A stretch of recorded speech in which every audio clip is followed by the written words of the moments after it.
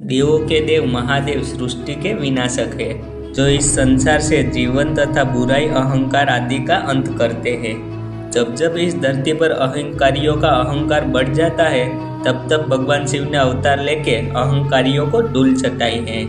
इसलिए आज हम भगवान शिव के सबसे शक्तिशाली अवतारों के बारे में बात करेंगे।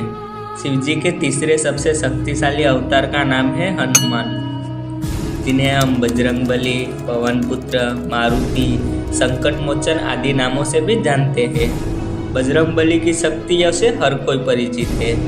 भगवान शिव ने वानरराज केसरी की पत्नी को यह वरदान दिया था कि उनके गर्भ से शिव जी का अंशा अवतार जन्म लेगा। हनुमान अवतार का मुख्य कारण भगवान विष्णु के राम अवतार की सहायता और भक्ति करना था। जब भगवान विष्णु का राम अवतार धरती पर से राक्षसों का अत्याचार खत्म करने के लिए हुआ था, श्री राम की इस लीला में उनकी सहायता करने तथा राक्षसों का सर्वनाश करने के लिए भगवान शिव ने 11वें रुद्र वानर के रूप में जन्मे थे। बजरंगबली हनुमान की शक्तियाँ असीमित थी, क्योंकि वे अनादि और अनंत महादेव के 11वें रुद्र रूप थे तथा उन्हें हर देवता से वरदान प्राप्त था। हनुमान जी ने बचपन में ही एक बार सूर्य को निगल लिया था। महादेव के दूसरे सबसे शक्तिशाली रुद्र अवतार का नाम है वीरभद्र। वीरभद्र की उत्पत्ति सती के पिता प्रजापति दक्ष को मारने के लिए हुआ था। प्रजापति दक्ष का अहंकार इतना बढ़ गया था कि वे भगवान शिव की पत्नी माता सती की मृत्यु का कारण बन गया था।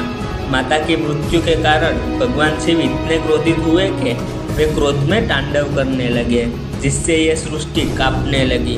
तब तांडव करते हुए शिव जी ने अपनी एक जटा धरती पर फेंकी, जिससे वीरभद्र की उत्पत्ति हुई।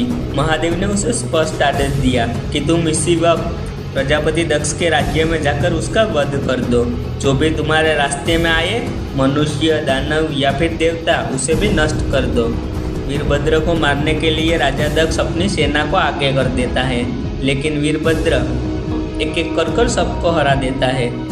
उसके बाद प्रजापति दक्ष नारायण से सहायता मांगता है और वीरभद्र से लड़ने की विनती करता है। तब नारायण वीरभद्र से लड़ने जाते हैं, लेकिन एक ऋषि के दिए गए श्राप के कारण वे परास्त हो जाते हैं। कुछ ग्रंथों में यह भी वर्णित है कि नारायण ने वीरभद्र पर सुदर्शन से प्रहार किया था, तो वीरभद्र ने सुदर्शन को निगल लिया था। तब नारायण को यकीन हो गया कि आज प्रजापति दक्ष की मृत्यु निश्चित है, इसलिए उन्होंने वीरभद्र से कहा, अब मैं आपके रास्ते में नहीं आऊँगा। यह कहकर भगवान विष्णु वीरभद्र के रास्ते से हट गए। फिर वीरभद्र ने अपने अस्त्र से प्रजापति दक्ष का सिर धड़ से अलग कर दिया। प्रजापति का सर उन्हीं के यज्ञ में गिरा और जलकर भस्म हो गया। दक्ष का वध होते ही वीरभद्र वहां से चले गए और शिवजी के गणों में शामिल हो गए। दोस्तों, हमने आगे भी एक वीरभद्र के बारे में डिटेल में वीडियो बनाया है, जिसे आप आई बटन पर क्लिक करके देख सकते हो। भगवान शिव का सबसे शक्तिशाली अवतार है काल भैरव। पुराणों के मुजब माना जाता है कि भगवान के काल भैरव अवतार ने संसार की उत्पत्ति के समय जन्म लिया था। बात यह थी कि दुनिया बनने से पहले विष्णु जी और ब्रह्मा जी की उत्पत्ति हुई थी। तब ब्रह्मदेव को संसार में सबसे श्रेष्ठ होने का अहंकार आ गया था। तब ब्रह्मदेव के अहंकार के रूपी ब्रह्मदेव काल भैरव उसी सिर को लेकर बहुत से तीर्थधामों पर फिरते रहे, लेकिन उन्हें इस पाप से मुक्ति नहीं मिली। फिर अंत में जब काल भैरव सिर को लेकर काशी पहुँचे, तब ब्रह्म हत्या के पाप से मुक्ति मिल गई और हमेशा के लिए काल भैरव काशी में ही रह गए। काल भैरव को अत्यंत भयंकर माना जाता है। तो दोस्तों, क्या आप जानते हो कि शिव जी का पहला अवतार कौन सा था? कमेंट कीजिएगा। और अगर आपको भी ऐसी ही हिंदुत्व से जुड़ी और रहस्यमय वीडियो देखना पसंद हो, तो हमारी चैनल को सब्सक्राइब कर देना।